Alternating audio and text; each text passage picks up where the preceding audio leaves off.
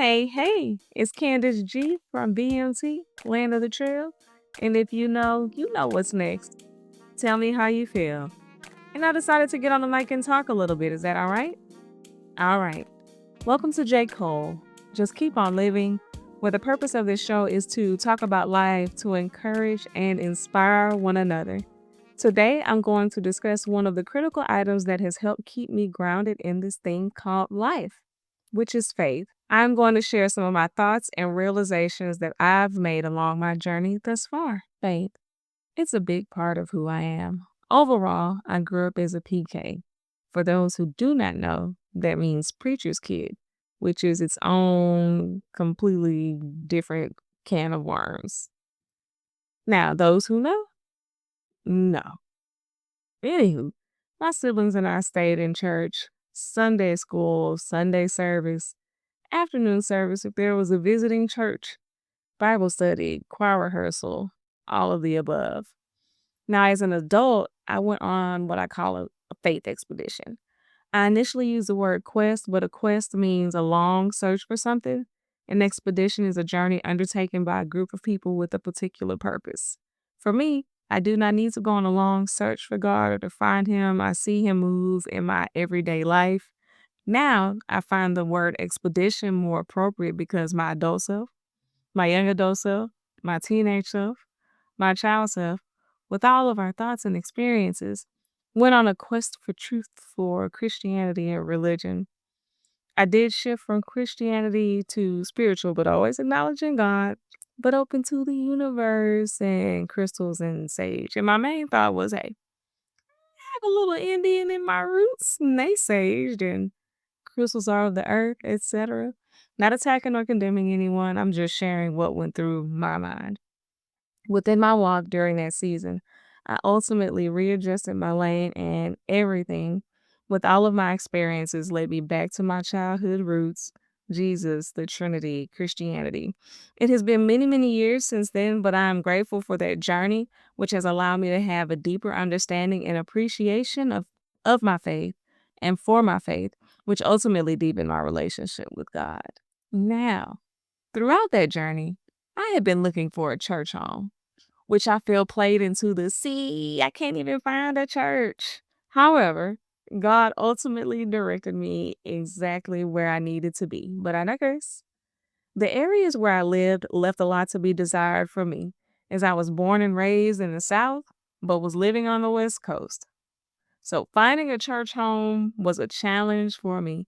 I was hoping for something similar to what I was accustomed to, I resonated with one church, but it took me an hour and a half to get there. I found a church that was closer. I enjoyed participating in the young adult activities. However, something was missing during the regular service for me. I only found a church that fit for the majority when I returned back to the South.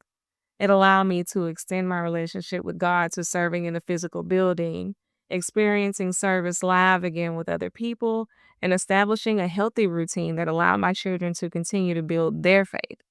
Since then, I have been fortunate to find a church home that embodies everything that I had been searching for years in a church home that has qualities that I didn't even know existed within the church that I needed, which has positively changed the trajectory and direction of my life and my children's life. As I have previously mentioned, I have always acknowledged God throughout my life. I would go to him for advice and or guidance on major decisions and really all items that presented itself day to day. What caused me to go on my faith expedition was that I was torn from the things that I saw take place in church with various people and within life in general that severely varied from what was being taught in church. I do not directly feel it stemmed from church hurt, but maybe more so church disappointment. Either way, I learned that my faith walk is just that. It's mine.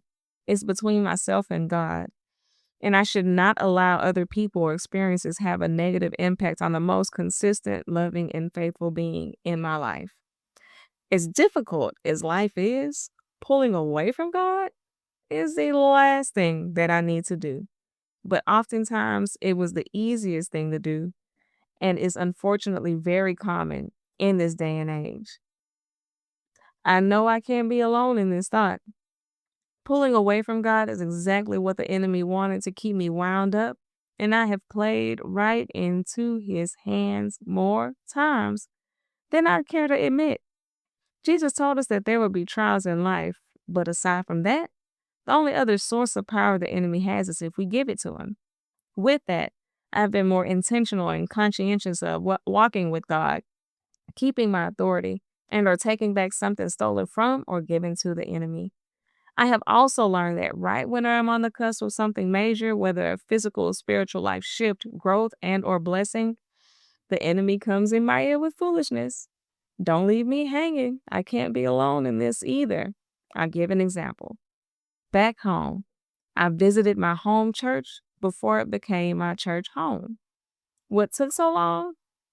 I was focused on some of the pastor's actions that didn't make sense to me at that time, but made perfect sense to me later. The enemy had me focus on something that had absolutely nothing at all to do with me or had any impact on me.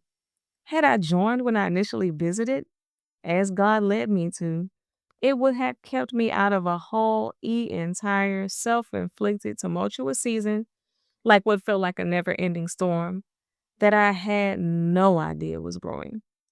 While I was unaware, guess who was? The enemy. And I know he was over there Stevie J hand rubbing because I was not under the spiritual covering that would have helped me avoid that storm. On the next two episodes, I will talk with others who will also share their thoughts and experiences regarding faith and the impact it has had on their lives.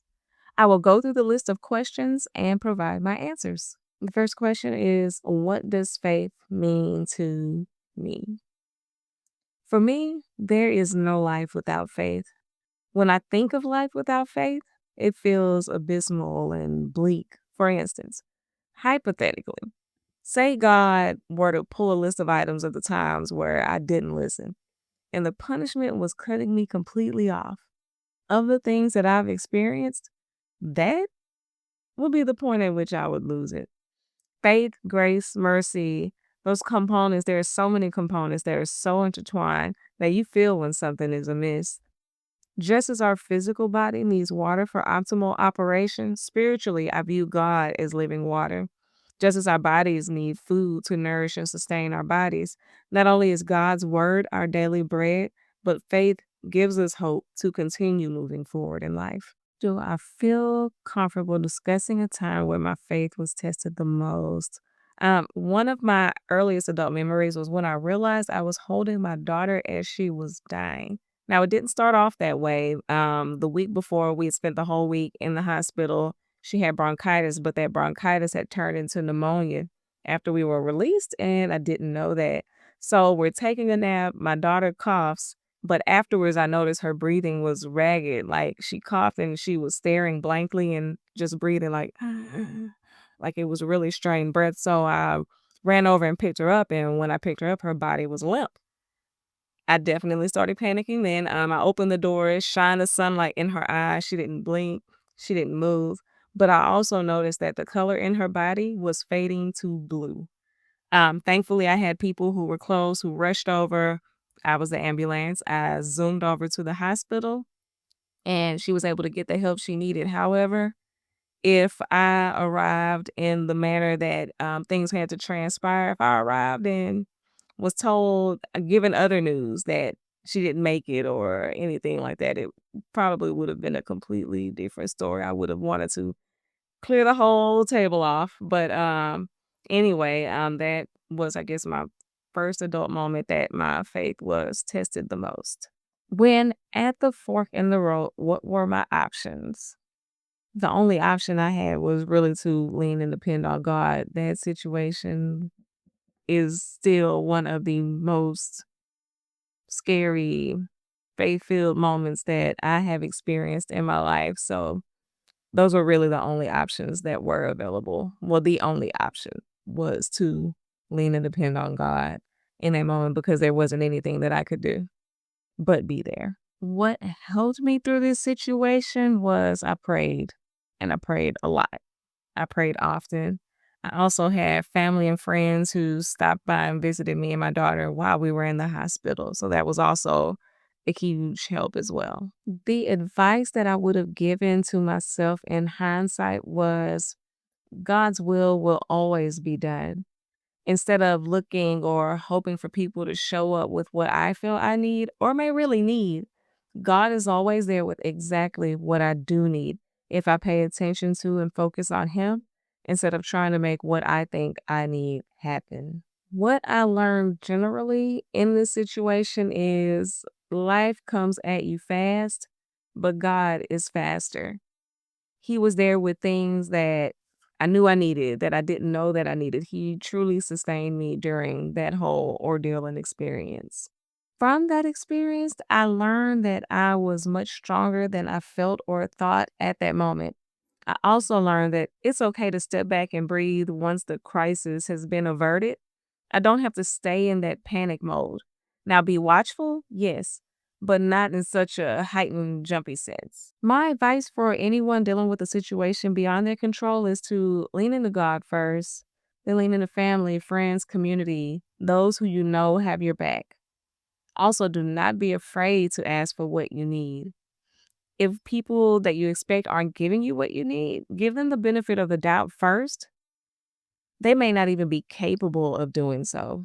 Then let them know what you'd like from them. However, simultaneously, go to God, talk with Him about it, how you feel, what you need, and request whatever it is from God.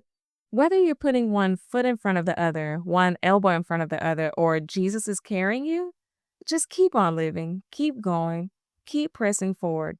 As Maya Angelou once said, every storm runs out of rain. And I don't know about you, but for me, after each storm, the blessings that were on the other side were unfathomable. God allowed things to happen in such a way that I knew was only Him. And if He did it for me, my brothers and sisters, He can do it for you. If you're listening, please share my show with someone who you feel it may help. Go find and like my show on Facebook at J.K.O.L. Go find me on IG at CandaceG__ and subscribe to my YouTube channel. You can continue to listen to my podcast on Apple and Spotify. Thank you. And until next time, take good care.